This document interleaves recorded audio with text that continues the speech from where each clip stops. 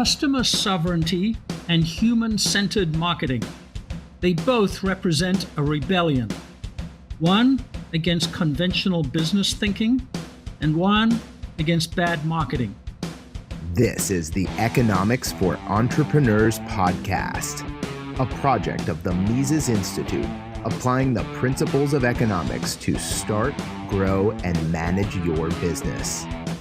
For free tools, resources, key takeaways, and actionable insights from each episode, visit Mises.org/E4EPod. Now, here's Hunter Hastings. Hi, Hunter Hastings here. Today we have a terrific discussion about marketing that has the potential to change your entire thinking about how you do business. Two things about marketing. First, it's inseparable from business management. It's not to be segregated or made a separate function or an add-on at the end of the design and production processes. It's not just marketing communications, and it's definitely not marketing technology. It's a focus on customer value that permeates your entire business and your every process. It is business. Second, the overlap between Austrian economics and marketing is almost total, and they can both enhance your business enormously. They can be the difference makers in your success. The first core element of Austrian economics is its humanism. It's about people. When you put people first, you begin to understand their motivations, what drives them, what they value, and indeed how they experience value. How value is a feeling that they long for, that they live for. Economics provides us with the principles of how to understand people's search for value, and marketing provides us with the mechanisms to deliver that feeling of value, to aid people in their value search and in their value experience, and therefore in their lives. Economics is value logic, and marketing is value logic in action. If you get economics and marketing both right, you reach new heights. You understand people's innermost values, and you facilitate their realizing those values. Now that may sound superhuman, but actually, you just have to be human, very human. In fact, today's guest is here to tell us that the most human company wins. He is Mark Schaefer, one of the world's most recognized marketing authorities. His clients have included businesses from small to large to global, and his advice and his insights are valued by all of them. He's written books that help us in brand building, in social media marketing and influencer marketing, content marketing, and personal branding. He has led and collated many groundbreaking research projects that advance marketing thinking. When the question concerns marketing, the answer comes from Mark Schaefer. Mark, welcome to Economics for Entrepreneurs. I am delighted to be here, Hunter. Thanks for having me. Well, it's our honor and pleasure. I'm going to try to recruit you as an aligned thinker in our brand of economics, Mark. And a few weeks ago, it was episode 40, we compiled a top 10 list of what we thought were the business applicable concepts of our brand of economics. We called it Menger's Manifesto, and I'll make it available to anybody who wants to get it from our website. And the number one item on that list was humanism. That our economics is about people, it's about their choices, it's about their hopes and dreams, and how entrepreneurs can cater to those hopes and dreams. And then your book comes along, Marketing Rebellion, where you say the most human company wins. Mm-hmm. You have a manifesto for human-centered marketing. Mm-hmm. And so let's start there in this intersection on the subject of humanism. And tell us what your concept is, Mark, if you would, of human companies and human-centered marketing. Well, I think it's a very simple idea. You and I were talking a little bit before the show was recording about your days several decades ago with Procter & Gamble, and how we were very focused on the consumer needs, and we're practically living in their homes. And then we sort of got into this era of mass marketing and advertising. And today we're in a marketing era where we're really obsessed with technology. And technology, in many respects, has become the bane of good marketing and branding, not because technology is bad, but because it's so good. It's so easy. It's so prevalent. It's intoxicating. It's cheap. It's even fun, and we love sort of we love algorithms and we love automating things and taking people out of it. And we're sort of in a place today where we're kind of hiding behind these dashboards and this automation and these algorithms, and we're forgetting some of the fundamentals about why people buy from us and what they really expect. And on the consumer side, their expectations have changed too, because they're in control. They don't need our ads, and increasingly they don't see our ads. uh, People are watching TV on Netflix or on Amazon Prime. They don't see ads. They're listening to music all the time on Spotify. They don't hear ads. They don't hear ads in audiobooks where they're spending a lot of time. They've got ad blockers on their smart devices. And so there's this consumer rebellion going on, really, that they're in charge. They're in charge of the customer journey. They're in charge of whatever's left of what might be called a sales funnel. And so they're demanding to be respected. They're demanding that we meet them on their terms. And the smartest companies out there, we've got to listen, because as I show in the book, the consumers always win. And so we don't have a choice. We've got to rethink how we're approaching marketing, which has been so, you know, technology based. We're obsessed with our Martech stack, trying to understand that instead of trying to understand consumers. Well, that's a great summary, Mark, and an ambitious agenda. So let's see if we can go through it. You mentioned the consumers always win. In economics, we call that consumer sovereignty, and your language is so much better than ours. But the I principles. love that word, sovereignty. I'm gonna start using that one instead. Good. Let's market it. You mentioned one of these one of these items in your list of human values. In fact, you call them constant human truths, so they apply all the time. Yeah. That customers want to feel loved, they want to belong, they want to be respected, they want you to advance their self-interest, and they want proof that you contribute to their community. Tell us a little bit more about those highest values, that the constant human truths, and how you see them, Mark. Well, I think it's an anchor in this world to hang on to.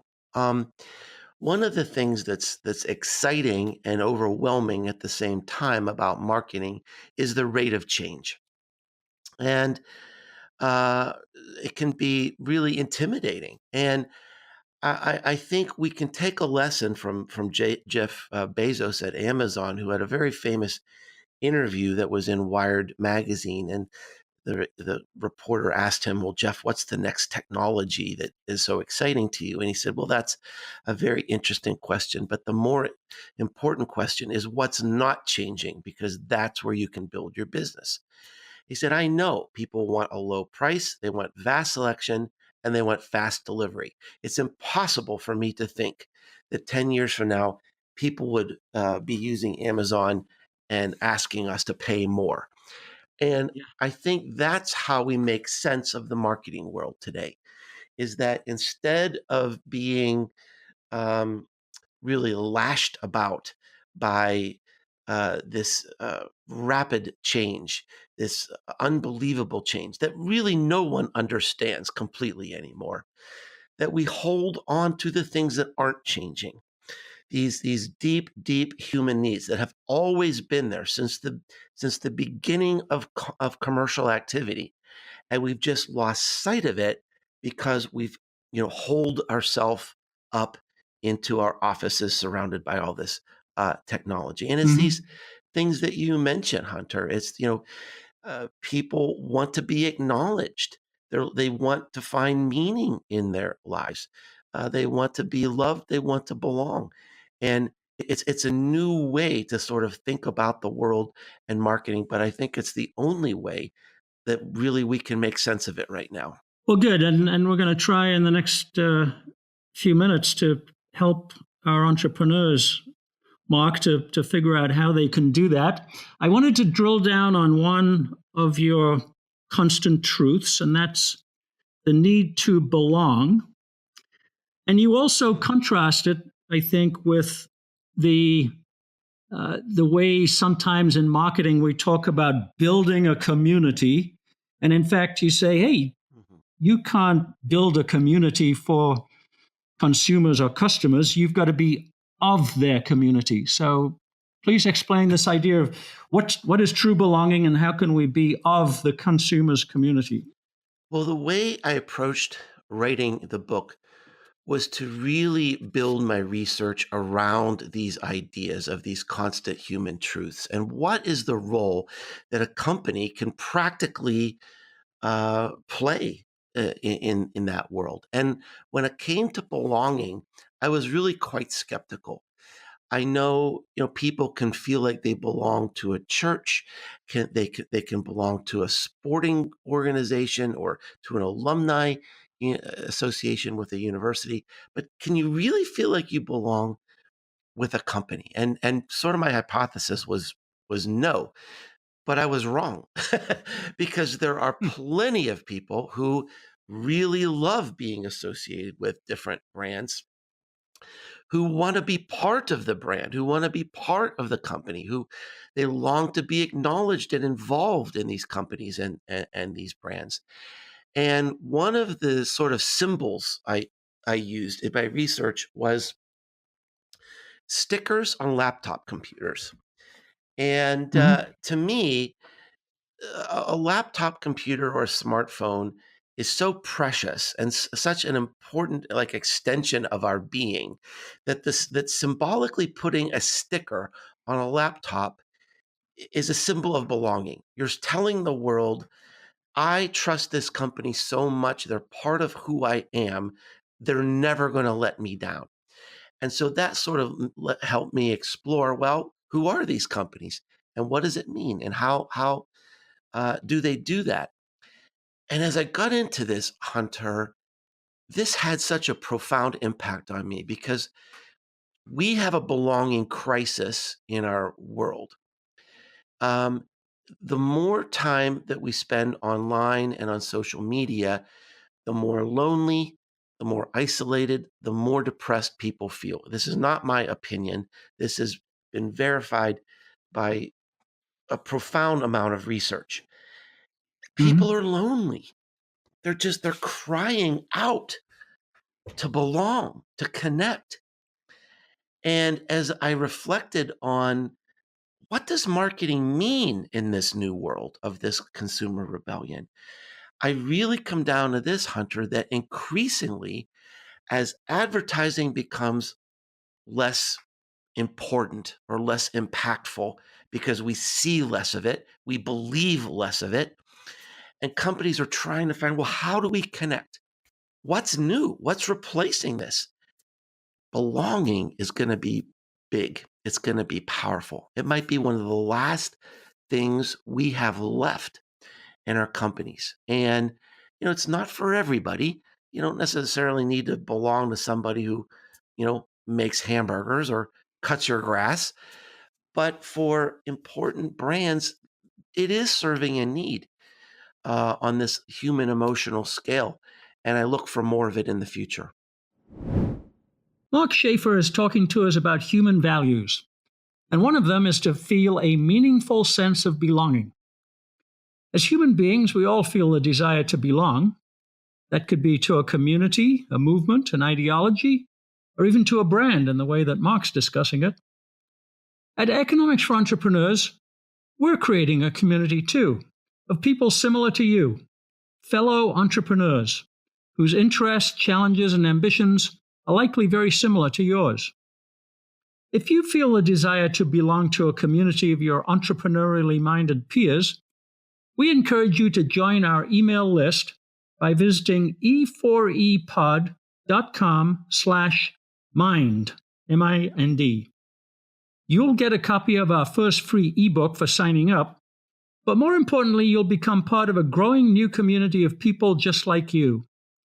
And with you, we'll aim to make belonging to it meaningful by sharing knowledge, information, tools, and experiences. Now back to our discussion with Mark. And you attach that analysis, Mark, which is very profound, with the consumer's search for meaning. And you even talk about a meaning economy, and you have a phrase that meaning is the new money, meaning is the new marketing. Can you expand on that? Can you tell us a little bit more precisely how belonging and meaning can be attached to each other, how they can go together? Well, I really appreciate the very insightful questions I had, and I have to just tell you, Hunter, how much I appreciate that you've really read and immersed yourself in my ideas and my book, because you really are pointing out some of the very deep ideas. And this was something that really surprised me, and that loyalty is really evaporating in this world, and this is a cataclysmic change just in the last 25 years. The idea of loyalty and consumer loyalty, and I point to research from McKinsey, from Accenture, from Deloitte that basically says consumers they don't want to be loyal. They want to shop around. They want freedom. They want to make the choices. But there's one area that still can make people very dramatically loyal, and that's this idea of shared meaning, shared values. So, one example that was actually occurring right when I was writing this chapter of the book is Nike's position with the polarizing American football quarterback Colin Kaepernick. To some, he was a civil rights hero. To others, he was a polarizing uh, uh, individual who was acting in an unpatriotic way. They built a brand. They introduced a line of clothing and shoes associated with Colin Kaepernick, and some segments of the American population were literally burning Nike gear in the streets. Nike lost $4 billion of market value in one day. Now, they made that back and more within 10 days, but it was a very unusual marketing ploy. And here's what was happening. Before we can expect consumers to be loyal to us, we have to show that we're loyal to them. We have to live on their island, live in their world, in their community. And we have to take a stand and show what we stand for, even if it means isolating other groups. Whenever we were going through this, I got into this discussion with this fella. He's like, 45-year-old white guy in Indianapolis, you know, very overweight, not an athletic person. He said, I'll never buy Nike gear again. I said, they don't care. Yep. He said, no, you don't understand. I'll never buy their gear again. And I said, I'm telling you, they don't understand because you're not on their island. But they know the consumers who support their brand, the values that they stand for, and they are making a play toward loyalty. Now, here's something I did not have in the book, which was sort of insider information, that I learned that Adidas, Nike's big competitor, or if in Europe, Adidas, they were in negotiations with Colin Kaepernick at the same time, Wow. right? Because they had the same research in front of them, trying to connect with the same consumers. And so by doing something like that, by showing up in that community in a bold way and in an authentic way, which is important, that creates loyalty. Now, that's not for everybody, and you don't have to be polarizing really to take a stand. You can take a stand on something that's unifying and uplifting. But so it's treacherous territory, but it's something that we're seeing more and more with big companies today. Yeah, a real challenge, and as you say, it presents the marketer with some choices that they have to make. Um, let's turn the dial a little bit to what went wrong, Mark. So we've talked about human values. We've talked about understanding the consumer. You made reference to my ancient history in marketing when mom was my consumer. We tried That was very relevant history, sir. we tried very hard to understand mom. Not just I was selling detergent, but we tried to understand her challenges in bringing up her kids and all of the her life, not Hmm. just her laundry. Hmm. Um, but now marketing technology tends to focuses on numbers and things that can be measured, even if they're not the right things to measure. They've kind of eaten marketing, if we use Mark Andreessen's phrase, that they're not emotional connections. Hmm. So Hmm. track for us how your research showed you that marketing's gone on the wrong track and how technology dragged us there, if you like. Well, I think the best example is not probably not as a piece of research, but a story from one of my favorite marketers. Um, and This is Martin Lindstrom, who is the author of a book called Small Data, and really someone I admire. So Martin had a story which I included in the book where he gave a speech in front of 5,000 marketing executives in New York City, and he said, "How many of you have had a conversation with one of your customers in the last year?" And out of 5,000 people, 19 people raised their hand. Hmm.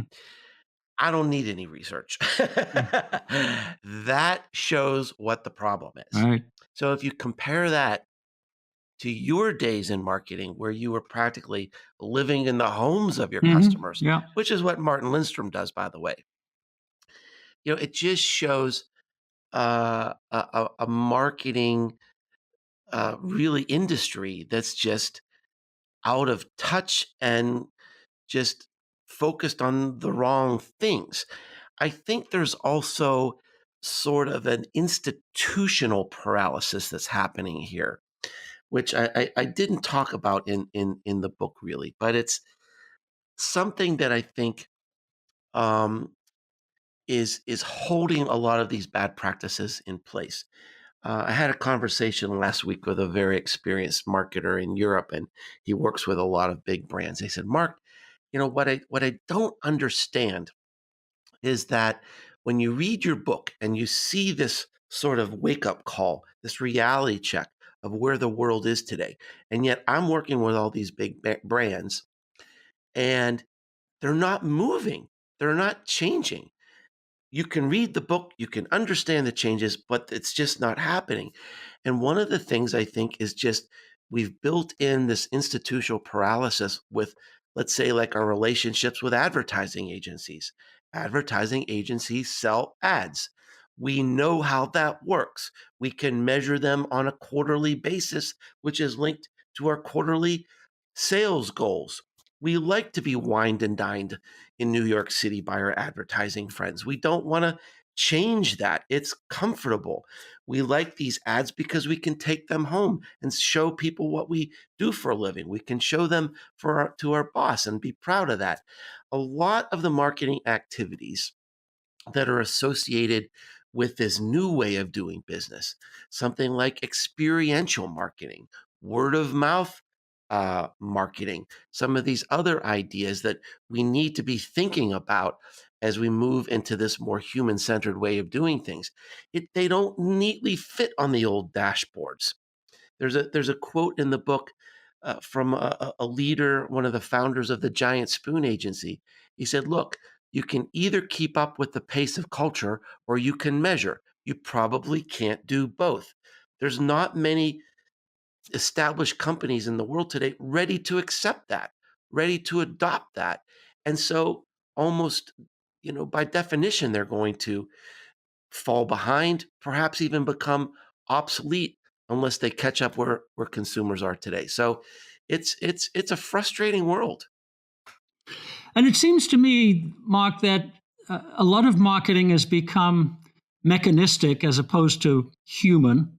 And Hmm. Hmm. there's a couple of examples of that. You mentioned them both in your book. One is the idea of the sales funnel, Hmm. which is very inhuman, I think. And another one that struck me that you mentioned is engagement, which implies an emotional connection if someone is engaged. And Hmm. what it really Hmm. means is you send them an email and they click on it, which in fact could be more annoying than it is engaging. So tell us Hmm. about that mechanistic kind of trend in marketing. I agree with you. And I think a lot of that trend, again, is sort of rooted in this idea that it's measurable and it fits in a dashboard. So something like a Facebook like, or as you said, a click, a click through rate or something like that. That is something it's quantifiable. It's comfortable. We can understand that. We can put that on a chart. But the relationship with companies and brands that consumers are expecting today doesn't necessarily fit in a quarterly sales plan. And it might take time and it might be messy and it might involve marketing activities that are not immediately measurable, or at least we can't attribute what might occur there to a specific sale. That is so hard. Look, I'm uncomfortable with that. Mm-hmm. I'm a data junkie. I'm a measurement junkie. And yet I see the reality of the situation. And we've got to start experimenting in some of these other areas and not be so locked in to tradition. Yeah, we concur with that. The dynamism of experimentation and finding out what works and trying new things is very much to the fore, I think, in how we think. And then you have an alternative. You instead of these mechanistic, uh, while measurable techniques, you talk about amassing human impressions Mm, as mm. opposed to these ad impressions or other forms of measurable impressions. Give us a couple of examples of human impressions, Mark, and then tell us whether they're measurable or not, or should we not even try to measure them? Well, I think the measurement will catch up. I mean, Mm-hmm. absolutely, I do. And I have an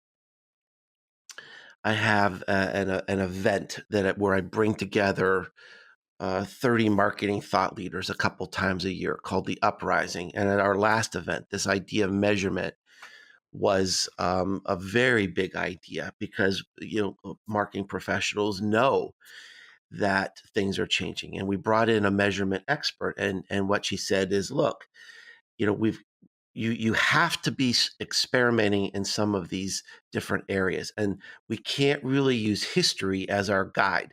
But what we can measure is we can say, all right, what would be our expectation if this were successful? What would be our expectation? What would have happened? And if that happened, then double down on it and pursue it until we have some history where we'll be able to have some some attribution. In the book, I'm not really prescriptive, Mm-hmm. and I'm very careful about that because I approach marketing and consulting and writing in a very humble way. That, look, I'm not the expert in your business and your industry, and I can't tell you what to do, but I can give you a map to say, the world is sort of covering this kind of map today.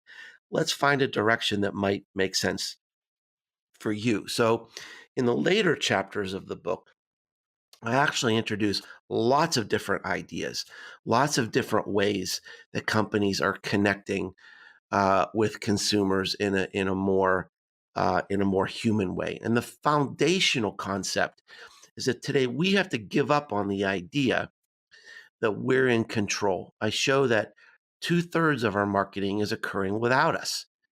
The customer is the marketer. And this suggests a new mindset for successful marketing where it's not us trying to control a message, it's us trying to get into that 2/3, to earn our way into that 2/3 so that customers are talking about our products and our services. You do say, though, Mark, that we've got to overcome a big loss of trust to get there. You say we Yeah. burned through trust. Marketing content isn't trusted, and you tell us it's number 7 in your Mm-hmm, 10-point mm-hmm. manifesto. You've got to transcend the public's mistrust of your company through relentless honesty. So tell us about that trust Well, problem. I do, and I also want. I also realized that I didn't completely answer your last question about human impressions, but these kind of go together. Mm-hmm. So there's research that comes out every year from Edelman called the Edelman Trust Barometer, and they just came out with their latest research, and it shows that more or less for 11 years in a row around the world, trust in businesses and brands uh, and advertising have declined. Who do people trust? They trust each other. They also trust founders, technical experts, business leaders, of course, friends and family. So they trust each other. Mm-hmm. And so we have to think about increasingly the personal brand. This is where we get into the human impressions. The personal brand becomes the brand. If people don't see our ads, if they don't believe our ads, if they don't believe our messaging, because they know we're just trying to increase our stock price, they don't really believe what we're saying, but they believe each other. If those stories are being told by employees in our company, by people in our community, by other founders and business leaders, that's where the trust belongs. That's where the trust is going to occur today. And so again, it's sort of like flips things, completely upside down in terms of the traditional marketing model, where a brand used to be, this is what we tell you we are. Today, a brand is what people tell each other you are. And so you can't ignore that. That is where the power is happening. That's where the sales are happening. And so we've got to acknowledge this reality and adjust to it. This idea of the customer as the marketing department is very promising. We have another uh, idea that is generated through our research, Mark, and I'd love to get your comments on it because it's in the same kind of Mm-hmm. space. And business schools talk about firms creating value, and what our research tells us is it's the customer who creates value because value is an experience. I feel good about the transaction or the experience I've just had. It occurs entirely in the consumer or the customer's domain. Only they can know their own Mm-hmm. feelings and preferences and values and goals. And so logic says that they create value, and our job is to try and figure out how to be invited in, as you say, how to facilitate that value. Mm-hmm. Does that Mm-hmm. sound like it fits with your research and your thinking? It does. It does absolutely. And there's a book that was written, and I'm sorry, I can't remember the name of the book or the author, but a friend of mine who's a marketing executive in Atlanta, Keith Jennings, has written on my blog about this idea is that of consumers hiring your product for a job to Mm-hmm. be done. So it's sort of like the value creation is occurring at the consumer level. So I was recently working with a really cool company that's growing very, very quickly. They have these really delicious, it's called New Orleans shaved ice. The company is called Pelican Snowballs. They're growing all over America really quickly. So we're talking about, this idea of how do we connect to consumers. And we went through this exercise about what is the job people hire one of these delicious Mm-hmm. treats to do. It could be a reward for good grades. It could be for a reward because I completed my workouts this week.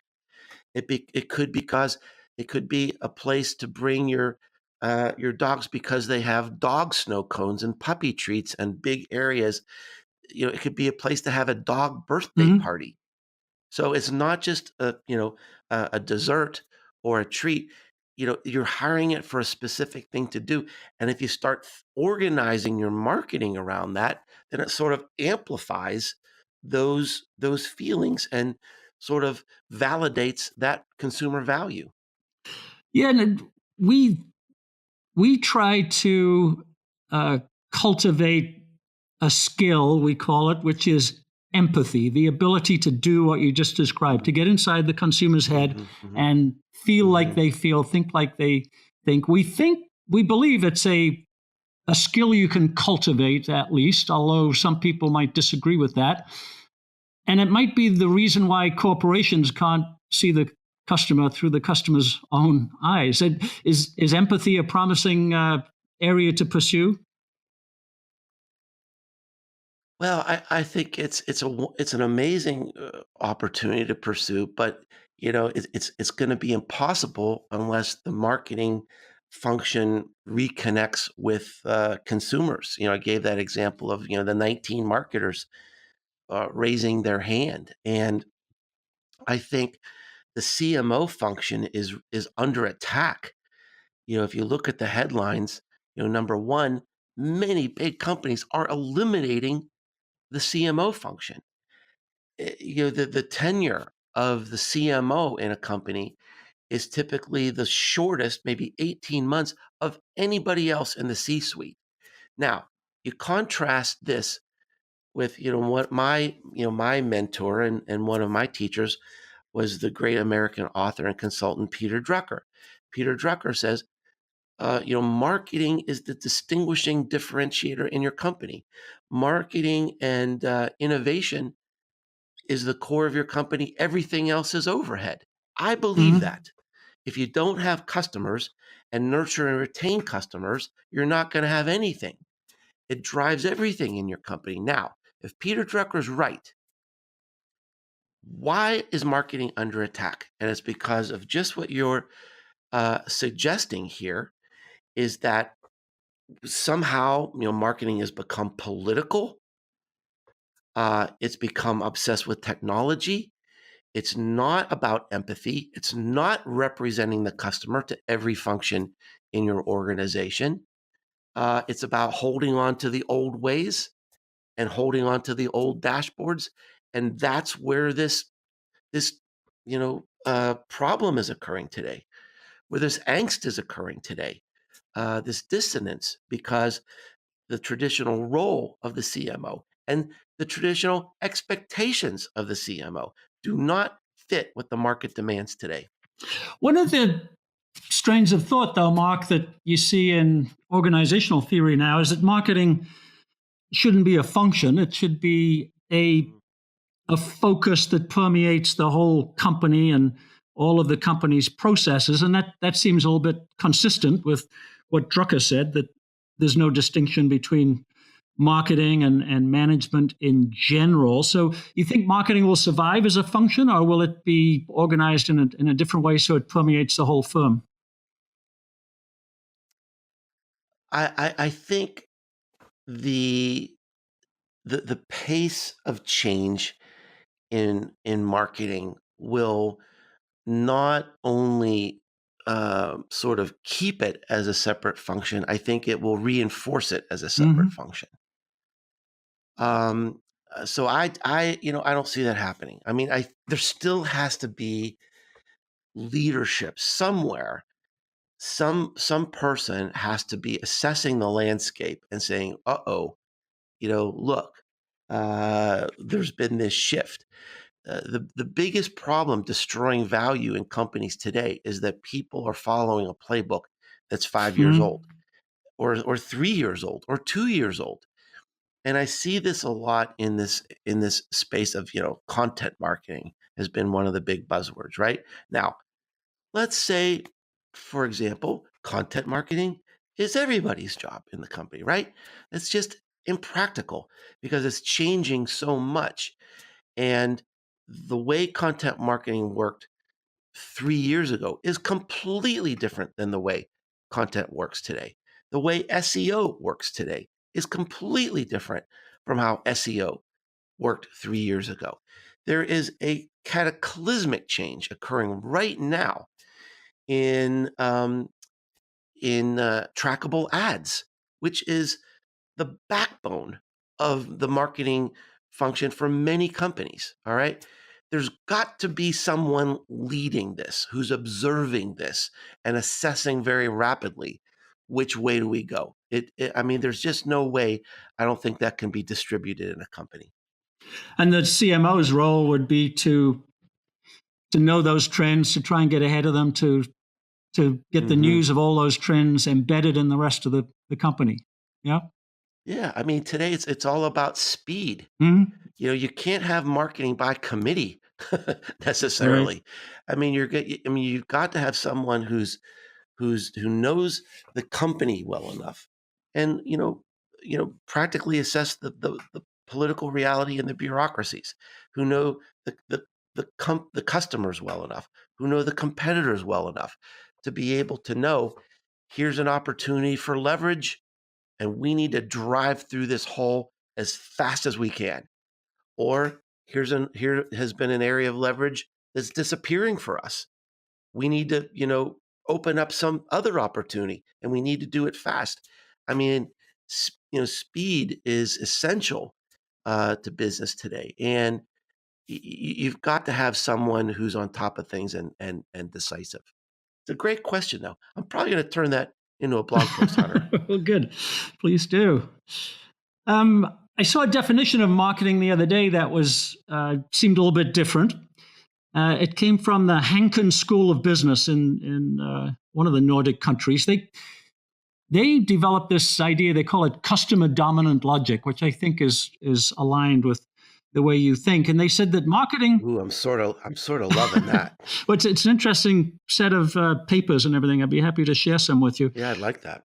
Okay, their definition of marketing, they called it promise management. And what they meant is you've got to understand customers sufficiently well to understand what kind of a promise would be relevant to them to make them invite you in, as you say. And then it's got to be valid, it's got to serve the customer's purpose, and you've got to keep it every time. And the management of your company is about managing your promises. What do you think of that? I think that's completely aligned with the human-centered approach that I Mm-hmm. that I have in my book, and it's definitely the mindset I have in my business every single day. I've built my business by establishing authority and establishing, a certain responsibility with my readers, and it seems weird to say it, but fans. I mean, there are fans of my book and my blog and my podcast, and when I create content, when I put my views out into the world, Hunter, there's only one thing in my mind. I will never let you down. When you connect with me, it will be real. It will be worth your time. It will be interesting. It may even be entertaining, but I will never let you down. And the day I let you down is the day you're going to switch to somebody else. Mm-hmm. I think the chronic problem we see today in business is this arrogance where they take consumers for granted. And if you look at what's going on in many of the tech companies today, and almost all of the tech failures today, it's because of this internal arrogance. And I'd put Facebook right at the top of the list. Mm-hmm. We see examples where Facebook has done experiments manipulating their customer emotions through changes in the newsfeed, trying to see if they can make them feel happier or make them feel sadder based on. I mean, it's just unbelievable how arrogant some of these companies are, how disrespectful they are. You look at the whole idea, we talked a few minutes ago about these trackable cookies that create these ads that follow you all around. And the the unbelievable things that people are doing to breach our confidentiality and abuse our privacy is just numbing. They're going to get caught. They're going to lose. They're going to go down. And if you're building a company based on practices that people hate, or that are going to creep people out or abuse their privacy, you've got to stop right now. And you've got to say, all right, what do customers love? What do customers need? What are they crying out for? What is their experience? What are their unmet and underserved needs? Why do we exist for those needs? We've just, you've got to get ahead of this consumer curve. The consumers are in control. The consumers are the marketers. We have to connect with them on their terms. Well, Mark, thank you for that summary. It's tremendously elegant and persuasive, and there are lessons for everybody to learn. So I will link to the book. I recommend to everybody who's listening to get it. I'm a great Kindle user, and I like to use the highlight capability in there. And your book on my Kindle is more yellow highlights than it is unhighlighted. There's so much in it. So it's Marketing Rebellion: The Most Human Company Wins by Mark Schaefer. And you've already done a great summary, but just let me ask you for one last word. You finish the book by telling us all as marketers it's 3 words separated by bullet points: be more human. And just summarize that for our smaller company entrepreneurs, Mark. We've talked about Nike and we've talked about Procter & Gamble and so on, but we've got a lot of small business owners and startup entrepreneurs listening. Just summarize, be more human for them. Well, I think this is the beauty of being a small business or a small business owner today, is that you are ideally positioned to win, because increasingly the personal brand is the brand. People know you as a human being, and that's what they think about your company. And what this means, be more human, is to think through every opportunity that you have to connect with your customers, every email. Look at your website, your customer service, when you have a meeting or the order taking process. How can we create more opportunities to show our face, show our smile, show our heart, talk about the passion that we have for what we do and the passion that we have for serving our customers? Those are the human impressions. They're going to beat the advertising impressions. And that's what's going to win in this new marketing world. Well, Mark, thank you very much. This has been wonderful. I think perhaps if I can reschedule in the future, you can come and talk to us about personal branding and from your book Known. But we'll leave that to the future. And today we'll thank you for your tremendous contribution and insights in our podcast. Thank you very much. Thank you, sir. I enjoyed it. Economics for Entrepreneurs is a production of the Mises Institute. To explore more content like this, visit Mises.org. That's MISES.org. For more from Hunter Hastings, check out hunterhastings.com.